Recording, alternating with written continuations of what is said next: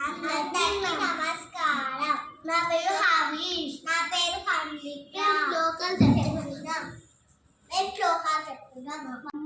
వక్రతుండ మహాకాయ కోటిసూర్య సమప్రభ నిర్విఘ్నం కురు మే దేవ సర్వకార్యేషు సర్వదా. ఓం త్రయంబకం యజామహే సుగంధిం పుష్టివర్ధనం